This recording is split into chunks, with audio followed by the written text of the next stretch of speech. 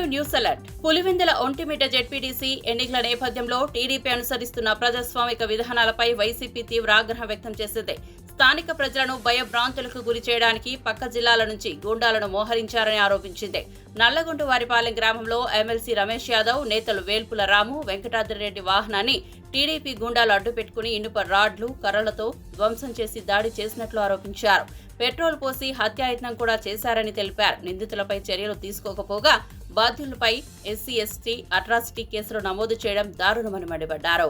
ఎన్నికల సందర్భంలో తన బలహీనమైన రాజకీయ వైఖరి,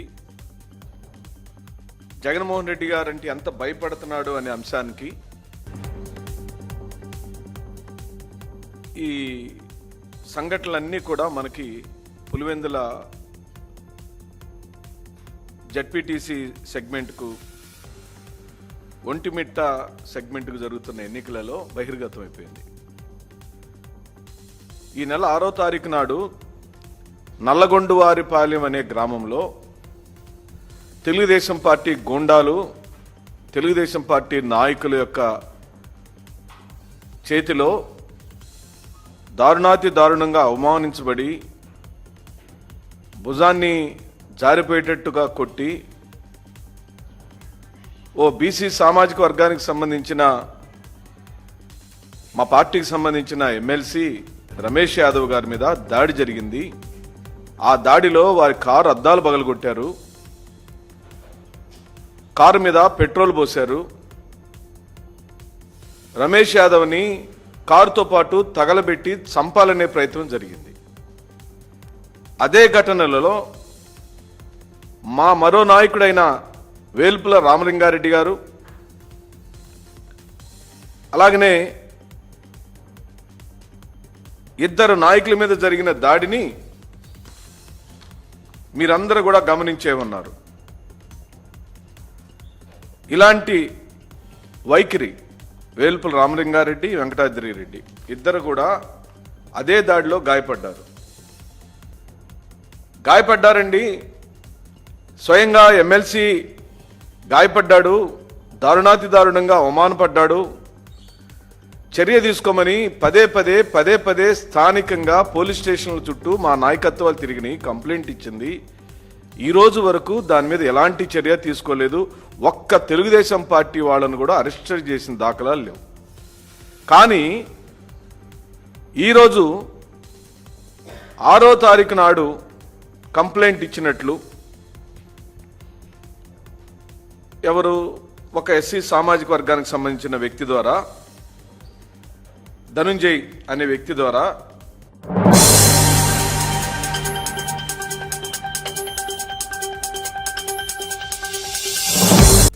ప్రధానమంత్రి నరేంద్ర మోదీ బెంగళూరులో నమ్మ మెట్రో ఎల్లో లైన్ ప్రాజెక్టుకు పచ్చజెండా ఊపి ప్రారంభించారు. ఈ ప్రాజెక్టుతో నగర రవాణా వ్యవస్థకు పెద్ద ఎత్తున ఊతం లభించనుంది. ట్రాఫిక్ సమస్యలు తగ్గి ప్రయాణ సమయం ఆదా అవుతుందని అధికారులు తెలిపారు. ప్రారంభోత్సవ కార్యక్రమంలో కేంద్ర, రాష్ట్ర మంత్రులు, ప్రజాప్రతినిధులు, సాంకేతిక నిపుణులు పాల్గొన్నారు. మెట్రో విస్తరణతో వ్యాపార, వాణిజ్య రంగాల అభివృద్ధికి ఊతం లభిస్తుందని విశ్లేషకులు అంచనా వేస్తున్నారు.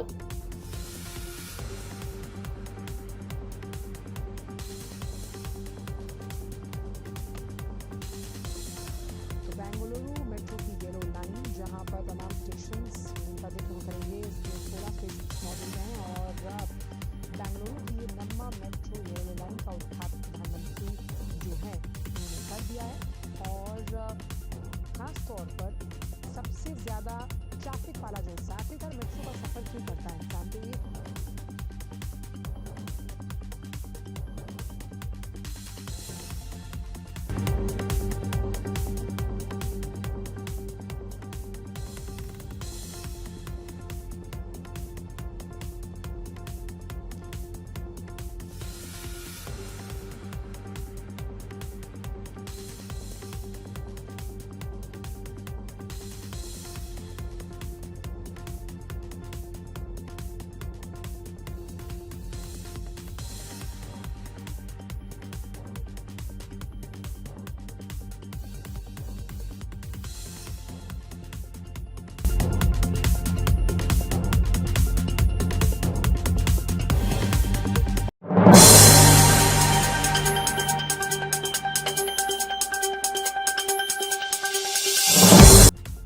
రాయలసీమ లిఫ్ట్ ప్రాజెక్టుకు తక్షణం ఆపాలని బట్టి విక్రమార్క డిమాండ్ చేశారు. తెలంగాణ 1 టీఎంసీ నీటిని వాడుతుంటే ఆంధ్రప్రదేశ్ 11 టీఎంసీలు వాడుకుంటోందని విమర్శించారు. ఈ లిఫ్ట్ పూర్తయితే నల్గొండ, ఖమ్మం జిల్లాలకు తీవ్ర నష్టం కలుగుతుందని హెచ్చరించారు. సీఎం రేవంత్ రెడ్డి, ఇరిగేషన్ మంత్రి ఉత్తమ్ కుమార్ రెడ్డి బనకచర్ల ప్రాజెక్టుకు వ్యతిరేకంగా పోరాడడం వల్లే ఈ పనులు ఆగిపోయాయని అన్నారు. తెలంగాణ హక్కుల కోసం పోరాటం కొనసాగుతోందని బట్టి స్పష్టం చేశారు. పోచిరెడ్డిపాడు దగ్గర రాయలసీమ లిఫ్ట్ ఇరిగేషన్ అని లేకపోతే ఇంకొకటని లేకపోతే హంద్రి నీవా అని చెప్పి రోజుకి 11 టీఎంసీల నీళ్లు లెఫ్ట్ కెనాల్ ద్వారా వచ్చేటువంటి నీరింగ్ అబౌట్ 1 టీఎంసీ నీళ్లకి మనం ఇన్ని లక్షల ఎకరాలు పండించుకుంటున్నాం. ఆ 1 టీఎంసీ నీళ్లకి ఆ స్థాయిలో 11 టీఎంసీలు రోజుకి అక్కడి నుంచి లిఫ్ట్ చేస్తే శ్రీశైలం 20-25 రోజుల్లో ఖాళీ అయిపోయేటువంటి ప్రమాదం ముచ్చుకొస్తాం. ఒకవేళ శ్రీశైలమే ఖాళీ అయితే నాగార్జున సాగర్ నిండేది ఎప్పుడు? లెఫ్ట్ కెనాల్లో ఉన్నటువంటి టేలేన్ లో ఉన్న సెకండ్ జోన్ లో ఉన్న మా భూములకి నీళ్లు వచ్చేది ఎప్పుడని చాలా పెద్ద ఎత్తున ఆందోళన చెంది ఆనాడు కాంగ్రెస్ పార్టీ మీ నాయకత్వంలోనే ఆనాడు రాష్ట్ర కాంగ్రెస్ కమిటీ అధ్యక్షుడిగా మీరుంటే అనేక సందర్భాల్లో బయట మనం ప్రజెంటేషన్స్ ఇవ్వటమే కాదు, శాసనసభలో బయట కూడా మాట్లాడాం. మేము టేలెండ్ లో ఉన్నాం. సాగర్ జలాలు ఎట్టి పరిస్థితుల్లో మాకు అందుబాటులోకి వచ్చేటట్టుగా ఇరిగేషన్ శాఖ మంత్రులుగా మీరు తీసుకోవాల్సిన చర్యలన్నీ కూడా పటిష్టంగా తీసుకునే క్రమంలో ఇరిగేషన్ శాఖ మంత్రిగా ఆనాడు మీరు చేసినటువంటి పోరాటాన్ని గుర్తుపెట్టుకుని ఇవాళ పెద్ద ఎత్తున ఈ లెఫ్ట్ కెనాల్ ని కాపాడటం కోసం మీరు కేంద్రంతో గాని మిగతా వాళ్ళతో కానీ లేకపోతే న్యాయబద్ధంగా న్యాయస్థానాల్లో కూడా చేస్తున్నటువంటి పోరాటానికి ఖమ్మం జిల్లా ప్రజలందరి తరఫున మీకు ధన్యవాదాలు తెలియజేస్తా ఉన్నాం. ఇరిగేషన్ శాఖ మంత్రిగా మాకు తెలుసు మీరు సుప్రీంకోర్టు దాకా వెళ్లారు, మాకు తెలుసు మీరు బనకచర్లను కూడా అడ్డుకున్నారు. మీరు ఈ రాష్ట్ర ముఖ్యమంత్రి రేవంత్ రెడ్డి గారు ఢిల్లీకి వెళ్లి ఇరిగేషన్ సంబంధించి జలవనరుల శాఖ మంత్రితో కాకుండా అవసరమైతే కోర్టులో కూడా వేస్తామని చెప్పి అడ్డంగా మీరు నిటారుగా నిలబడ్డారు కాబట్టే ఇవాళ బనకచర్లైనా ఆగింది, లేకపోతే రాయలసీమ దగ్గర లిఫ్ట్ చేసే నీళ్లైనా ఆగాయి. మీ శ్రమని తప్పనిసరిగా ఈ లిఫ్ట్ ఇరిగేషన్ ఈ జవహర్ లిఫ్ట్ ఇరిగేషన్ ద్వారా నీళ్లు పొందుతున్న మేమే కాదు, ఈ లెఫ్ట్ కెనాల్ ద్వారా నీళ్లు పారేటువంటి సాగర్ రైతాంగ ఆయకట్టు సోదరులు అందరం తరఫున మీకు మేము ప్రత్యేకంగా ముఖ్యమంత్రికి మీకు ధన్యవాదాలు తెలియజేస్తాం.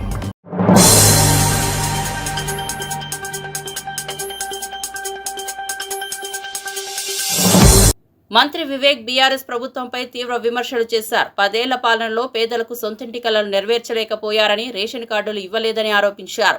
అయితే కాళేశ్వరం పేరుతో 1,00,000 కోట్ల రూపాయలు ఖర్చు చేశారని విమర్శించారు. కాంగ్రెస్ ప్రభుత్వం అధికారంలోకి వచ్చాక పేదలకు ఇందిరమ్మ ఇళ్ల పథకం కింద గృహాలను అందజేస్తున్నామని, ఇప్పటి వరకు దాదాపు 10 లక్షల రేషన్ కార్డులు మంజూరు చేశామని తెలిపారు. పేదల సంక్షేమమే తమ ప్రభుత్వ ప్రాధాన్యత అని, అభివృద్ధి కార్యక్రమాల్లో వెనకడుగు ఉండదని స్పష్టం చేశారు. 10 సంవత్సరాలు టీఆర్ఎస్ ప్రభుత్వం హయాంలో ఉన్నప్పుడు వాళ్ళు డబుల్ బెడ్రూమ్లు ఇస్తానని చెప్పి ప్రజలకు ఎవరైతే ఇల్లు లేని వాళ్ళు ఉన్నారో వారందరికీ ఒక కళ ఉండే, మాకు డబుల్ బెడ్రూమ్ ఇల్లు వస్తుందని చెప్పి. కానీ టీఆర్ఎస్ ప్రభుత్వము వారికి శూన్యం చేసి పోయి అక్కడ కాళేశ్వరం ప్రాజెక్టులో 1,00,000 కోట్ల రూపాయలు ఖర్చు పెట్టి ఏదైతే మన ప్రజలకు బీద ప్రజలకు ఇల్లు ఇవ్వాలో అది ఇవ్వలేదు. రాష్ట్ర ప్రభుత్వము కాంగ్రెస్ ప్రభుత్వం ఒక నిర్ణయం తీసుకుంది, మేము అందరికీ ఇందిరమ్మ ఇల్లులు కట్టిస్తామని చెప్పి ఈ కార్యక్రమం తీసుకోవడం జరిగింది. రాష్ట్ర వ్యాప్తంగా కూడా ఈ ఇందిరమ్మ ఇల్లు మంచి కార్యక్రమం అని చెప్పి వాళ్ళందరూ కూడా సంతోషిస్తున్నారు. మీకు తెలిసిన విషయమే, 10 సంవత్సరాలలో రేషన్ కార్డ్స్ కూడా డిస్ట్రిబ్యూట్ చేయలేదు.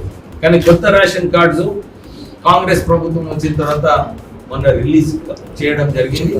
సుమారు రాష్ట్ర వ్యాప్తంగా 17 లక్షల రేషన్ కార్డ్స్ కూడా డిస్ట్రిబ్యూట్ చేస్తున్నారు. అంటే ప్రజలు ఇన్ని సంవత్సరాలు మాకు కొత్త రేషన్ కార్డు కావాలి, మాకు పాత రేషన్ కార్డులో మా పేర్లు రావాలని చెప్పి ఎవరైతే అటెండ్స్ అయినారో వాళ్ళందరూ కూడా ఎదురు చూస్తున్నారు.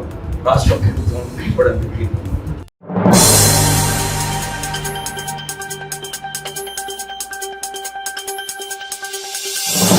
కొండా మురళి తనపై వచ్చిన అంశంపై క్రమశిక్షణ కమిటీకి వివరణ ఇచ్చినట్లు తెలిపారు. తాను ఇచ్చిన సమాధానంతో కమిటీ సంతృప్తి చెందిందని చెప్పారు. కాంగ్రెస్ ఇచ్చిన మాటలు ఎప్పటికీ జవదాటనని, పార్టీ ఏ నిర్ణయం తీసుకున్నా కట్టుబడి ఉంటానని స్పష్టం చేశారు. రాహుల్ గాంధీని ప్రధానమంత్రిగా చూడటమే తమ అందరి కోరిక అని పేర్కొన్నారు. పార్టీ పట్ల నిబద్ధతతో పనిచేస్తూ ఐక్యత కాపాడడమే ప్రధాన లక్ష్యమని చెప్పారు. భవిష్యత్తులో కూడా పార్టీ అభిమతానుసారం ముందుకు సాగుతానని హామీ ఇచ్చారు. ఈరోజు వాళ్ళందరూ కూడా డిస్కస్ చేసుకున్నారు చాలా రోజులు. మరి కంపల్సరిగా రేపు కాంగ్రెస్ పార్టీకి నేను ముందే చెప్పినా, మరి ఆడ రాహుల్ గాంధీ గారిని మరి ప్రధానమంత్రి చేయాలని, ఇక్కడ రేవంత్ అన్నను మహేష్ అన్న కూడా మరి పైకి రావాలనేది దృష్టితోని ఈరోజు స్థానిక సంస్థల ఎన్నికలు వస్తున్నాయి. మరి ఎన్నికల్లో కూడా కలిసి పనిచేసే కార్యక్రమంలో భాగంగా అన్న చెప్పడం జరిగింది. అన్న ఆదేశాన్ని కంపల్సరీగా పాటిస్తాం. ఎందుకంటే డిసిప్లినరీ కమిటీ అన్నారు. మరి దానికి మేము సమానం కూడా చెప్పడం జరిగింది. వారు సాటిస్ఫై అయినరు. కాబట్టి ఇప్పుడు కాదు ఎప్పుడు కూడా మా కాంగ్రెస్ పార్టీ మా రక్తంలో ఉన్నది. కాబట్టి ఎందులో ఉండలేము, కాంగ్రెస్ పార్టీని అయితే ఉంటాము. కాబట్టి మీ పార్టీకి రావడం జరిగింది. మరి ఈరోజు ఒకటే మాట చెప్తున్నా, కాంగ్రెస్ పార్టీ ఏ ఆదేశం ఇస్తే దాన్ని తూచా తప్పకుండా నేను ఆచరణ పెడతానని తెలియజేస్తాను.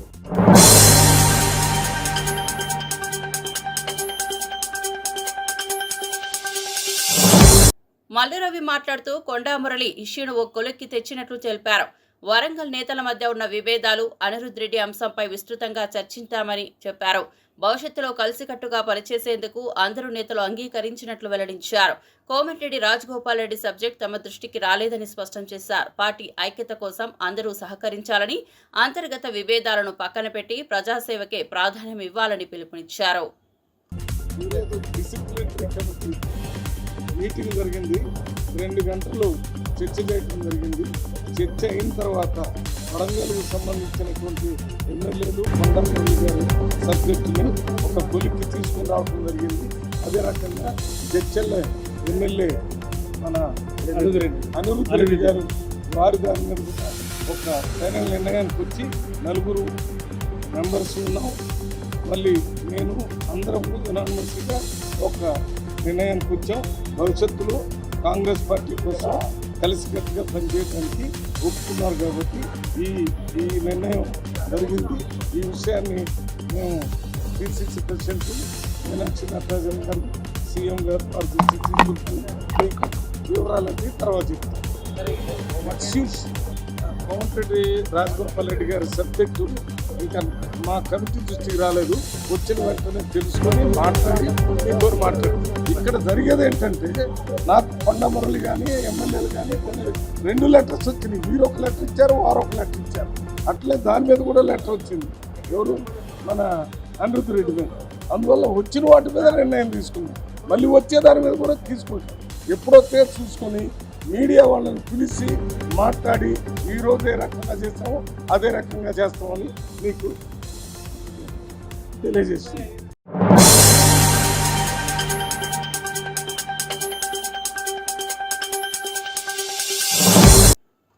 మేడ్చల్ ఎమ్మెల్యే మల్లారెడ్డి రాజకీయాలపై మరోసారి కీలక వ్యాఖ్యలు చేశారు. జపాన్లో రాజకీయాలకు రిటైర్మెంట్ ఉండదని, ఇక్కడ కూడా తనకు రాజకీయాల్లో రిటైర్మెంట్ లేదని స్పష్టం చేశారు. రాజకీయాలు వదిలేస్తానని ఎప్పుడూ అనలేదని, బీజేపీ లేదా టీడీపీలో చేరే ప్రశ్నే లేదని చెప్పారు. తాను ఎప్పటికీ బీఆర్ఎస్లోనే కొనసాగుతానని తెలిపారు. జవహర్ నగర్లోని ఓ ఫంక్షన్ హాల్ ప్రారంభోత్సవంలో మాట్లాడిన ఆయన, ఈ ప్రాంతం తన గుండెతో సమానమని, ఇక్కడి ప్రజల అభివృద్ధి కోసం నిరంతరం కృషి చేస్తానని హామీ ఇచ్చారు. రాజకీయాలకు దూరం అన్నారు కదా సార్, భారతత్వం దూరమేమి నేను అందేదయా. నిన్న వాళ్ళు ఏదో రాంగ్ తోటి మెసేజ్ తోటి స్పీడ్లో పోయింది. కానీ రాజకీయంలో రిటైర్మెంట్ ఉండదు. జాలి పెట్టు, రాజకీయంలో రిటైర్మెంట్ ఉండదు. నేను విద్యా సంస్థలు దేశం అంతా ఓపెన్ చేస్తా అని చెప్పిన. రాజకీయంలోకి నువ్వు ఆయన అడిగిండు, విలేకరు తమ్ముడు అడిగింది ఏంటంటే, నువ్వు బీజేపీలోకి పోతావా తెలుగుదేశంలో పోతావా అని అడిగితే, నేను ఏ దేశంలో పోను, ఏ పార్టీలో పోను, నేను ఇంకా నాకు 3 ఏళ్ళు ఉంది, 73 సంవత్సరాలు ఉంది అని చెప్పిన. జపాన్లో రిటైర్మెంట్ లేదు, నాకు కూడా రిటైర్మెంట్ లేదు. మన జవహర్ నగర్లో పెద్ద ఎత్తున ఒక నైస్ ఫంక్షన్ హాల్, నైస్ అంటే రియల్గా కూడా నైస్ ఉంది. చాలా సంతోషపడ్డా లోపల చూసినాక. నైస్ ఫంక్షన్ హాల్ మన యూసుఫ్ గారు మతీన్ గారు కలిసి ప్రారంభించినందుకు చాలా సంతోషం. వాళ్ళకు శుభాకాంక్షలు. ఏది ఏమైనా జవహర్ నగర్, ఒకప్పటి జవహర్ నగర్ వేరు, ఇప్పుడు జవహర్ నగర్ వేరు. నాకు చాలా సంతోషం అనిపిస్తుంది జవహర్ నగర్ ఎప్పుడు వచ్చినా, ఏది ప్రారంభించినా, ఏ పని చేసినా. ఎందుకంటే జవహర్ నగర్ మొదటిసారి చెప్తున్నా నాకు గుండెకాయ. ఎందుకంటే నిజంగా మా కేటీఆర్ గారు, కేసీఆర్ గారు చాలా అభివృద్ధి చేసింది జవహర్ నగర్.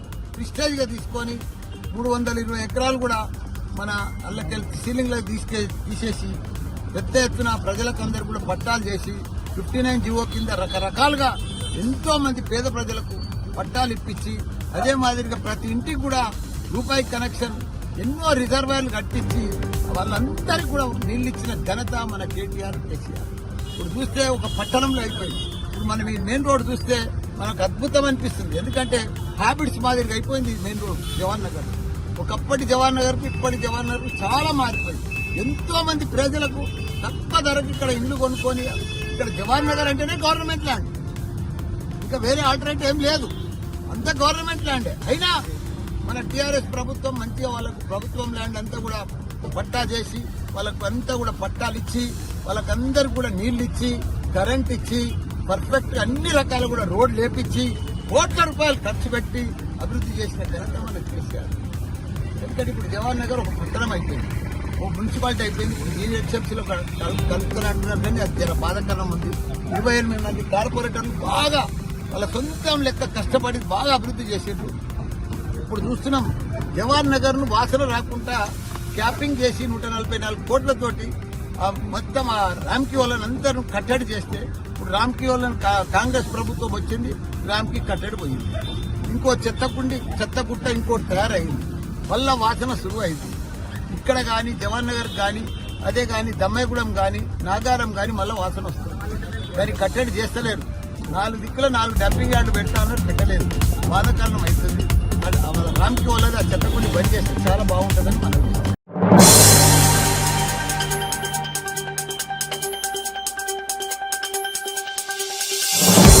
అచ్చంపేట మాజీ ఎమ్మెల్యే గువ్వల బాలరాజు బీజేపీలో చేరారు. తెలంగాణ బీజేపీ అధ్యక్షుడు రామచంద్రరావు సమక్షంలో ఆయనకు బీజేపీ కండువా కప్పి ఆహ్వానించారు. ఈ కార్యక్రమంలో బీజేపీ ఎంపీ లక్ష్మణ్, పలువురు సీనియర్ నేతలు, గువ్వల బాలరాజు అనుచరులు పాల్గొన్నారు. పార్టీ సిద్ధాంతాలు, అభివృద్ధి పథకాలు తనను ఆకర్షించాయని బాలరాజు తెలిపారు. ప్రజల సేవ కోసం బీజేపీ వేదికగా కృషి చేస్తారని, ప్రాంతీయ సమస్యల పరిష్కారమే తన ప్రధాన లక్ష్యమని హామీ ఇచ్చారు. భారతీయ జనతా పార్టీలో ఈరోజు అచ్చంపేట మాజీ శాసనసభ్యులు గువ్వల బాలరాజు గారికి సాదరంగా భారతీయ జనతా పార్టీ కుటుంబంలోకి స్వాగతం తెలుపుతున్నారు మన రాష్ట్ర అధ్యక్షులు ఎన్ రామచంద్రరావు గారు. వారిని ఇప్పుడు భారతీయ జనతా పార్టీలోకి గువ్వల బాలరాజు గారిని సాదరంగా ఆహ్వానిస్తూ కండువా కప్పి వారిని భారతీయ జనతా పార్టీలోకి ఆహ్వానించడం జరుగుతూ ఉంది. వారికి స్వాగతం, సుస్వాగతం.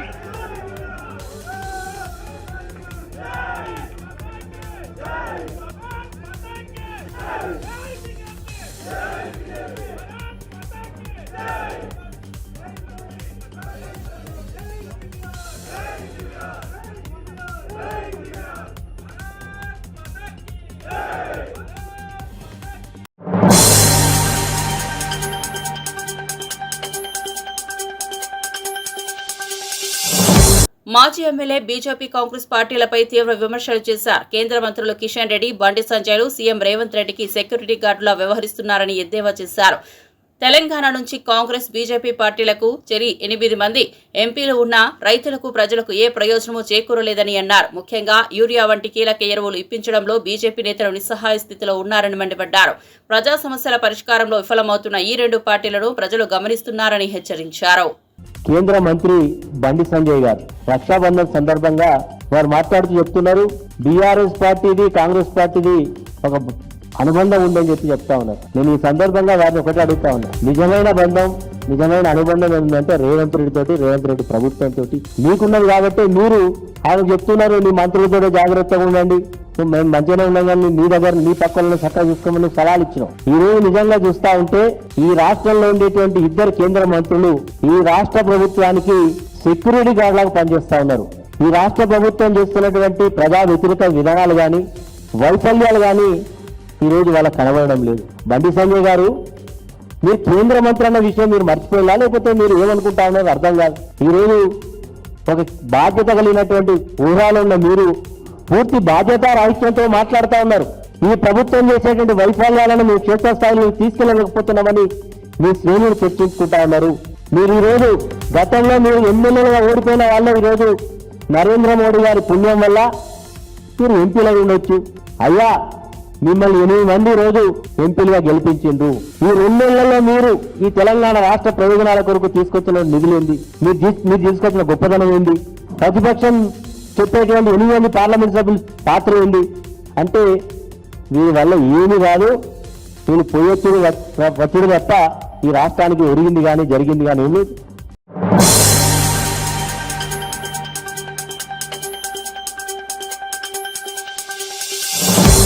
ఎమ్మెల్సీ రమేష్ యాదవ్ రాష్ట్రంలో శాంతి భద్రతలు పూర్తిగా క్షీణించాయని తీవ్రంగా విమర్శించారు. పులివెందుల జెడ్పీటీసీ ఉప ఎన్నిక సందర్భంగా పోలీసులు అధిక టీడీపీతో కుమ్మక్కై ప్రతిపక్ష నేతలపై తప్పుడు కేసులు నమోదు చేస్తున్నారని ఆరోపించారు. టీడీపీ గూండాలు వైసీపీ కార్యకర్తలపై భౌతిక దాడులు చేస్తున్నప్పటికీ పోలీసులు నిర్లక్ష్యం వహిస్తున్నారని, తాను ఎమ్మెల్సీగా ఉన్నప్పటికీ తనపై హత్యాయత్నం జరిగిందని, రక్షణ లేకుండా ఉన్న పరిస్థితి ఆందోళనకరమని తెలిపారు.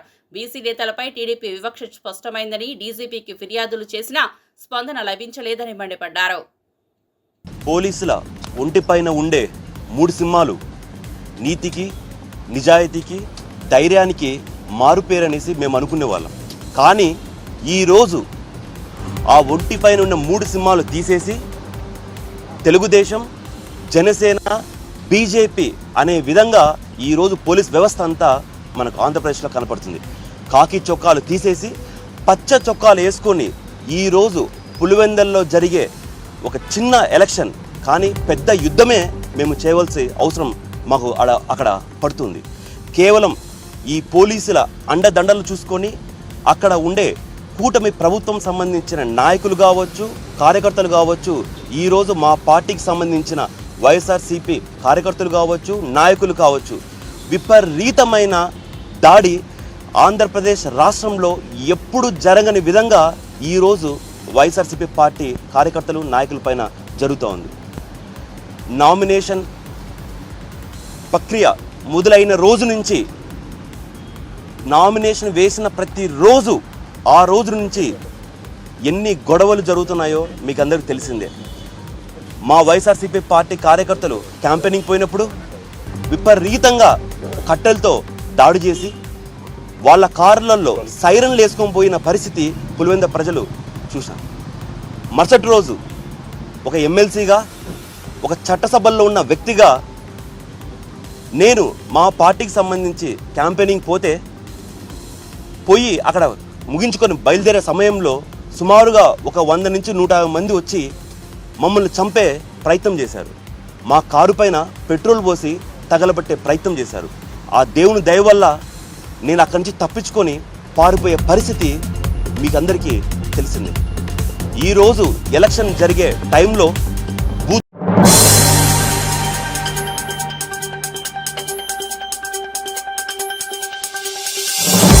పల్నాడు జిల్లా దాచేపల్లి బీసీ బాలుర హాస్టల్లో ఇంటర్ విద్యార్థిపై డిగ్రీ విద్యార్థి ర్యాగింగ్ చేసి కరెంట్ షాక్తో చంపాలని యత్నించడం తీవ్ర ఆందోళన కలిగించిందని వైసీపీ విద్యార్థి విభాగం వర్కింగ్ ప్రెసిడెంట్ రవిచంద్ర మండిపడ్డారు. రాష్ట్రంలోని బీసీ హాస్టళ్లలో విద్యాసంస్థల్లో విద్యార్థులకు రక్షణ లేకుండా పోయిందని బీసీ సంక్షేమ శాఖ మంత్రి సవిత ఒక్కరోజైనా హాస్టళ్లలో పరిస్థితులు తెలుసుకోవాలని సవాల్ చేశారు. ప్రభుత్వం ఇప్పటికైనా చర్యలు తీసుకోకపోతే వైసీపీ తరపున బలమైన పోరాటం చేస్తామని హెచ్చరించారు. జిల్లా దాచేపల్లి బీసీ బాలుర హాస్టల్లో ఇంటర్మీడియట్ విద్యార్థి పైన డిగ్రీ విద్యార్థి ర్యాగింగ్ కు పాల్పడి చాలా దుర్మార్గంగా కరెంట్ షాక్ పెట్టి హత్యాయత్నానికి పాల్పడ్డాడు.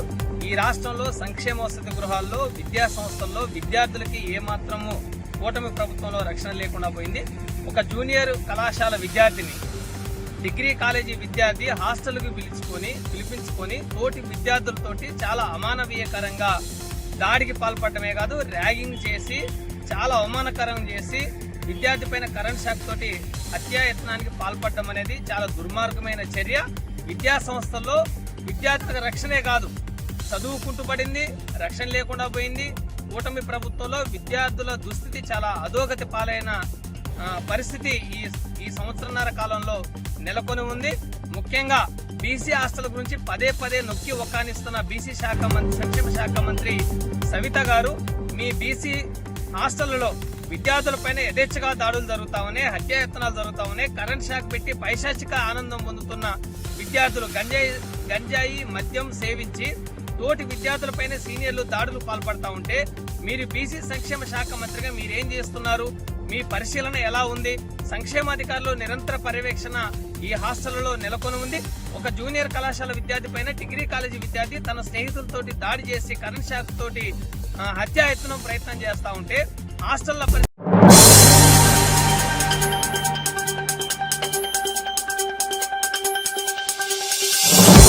వర్షాకాలంలో హైదరాబాద్ లో వరద సమస్య కొత్తది కాదని మంత్రి పొన్నం ప్రభాకర్ అన్నారు. సీఎం రేవంత్ రెడ్డి ఆదేశాలతో అన్ని శాఖల సమన్వయంతో నగర సమస్యలకు శాశ్వత పరిష్కారం తీసుకురావడానికి చర్యలు మొదలుపెట్టామని వెల్లడించారు. భవిష్యత్ అవసరాలను దృష్టిలో ఉంచుకుని మాస్టర్ ప్లాన్ సిద్ధం చేయాలని నిర్ణయం తీసుకున్నామని తెలిపారు.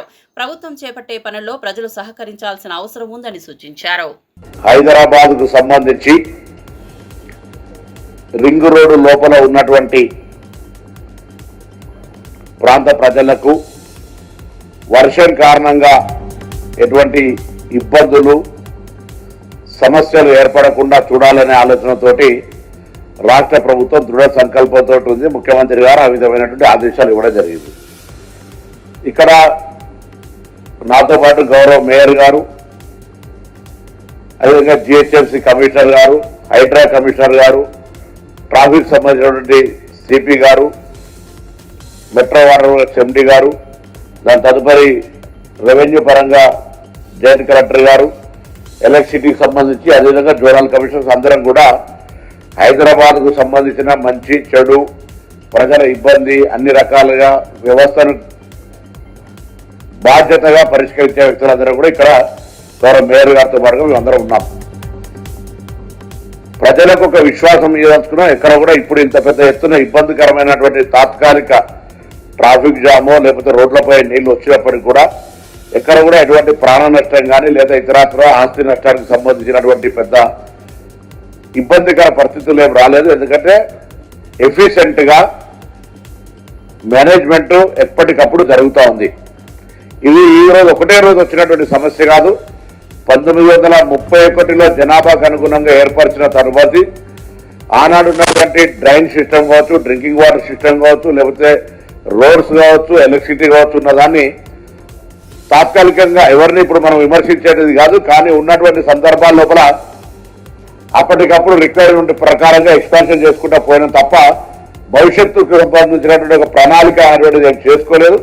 అది ఇప్పుడు గౌరవ ముఖ్యమంత్రి గారు శాఖ వారి దగ్గర ఉంచి భవిష్యత్తు ప్రణాళికలకు సంబంధించి హైదరాబాద్ లో త్రాగునీటికి సంబంధించి కావచ్చు లేదా ఇతరత్ర అన్ని రకాల అంశాలకు సంబంధించి ఒక స్పెసిఫిక్ గా అన్ని విభాగాల సమన్వయంతో అనేక సందర్భాల్లో రివ్యూ చేసి ఒక కార్యాచరణ తీసుకొని అందుకు సంబంధించి ఈ మధ్యన జీవో కూడా ఏర్పాటు చేశారు. అదంతా కూడా సర్వే జరుగుతూ ఉంది.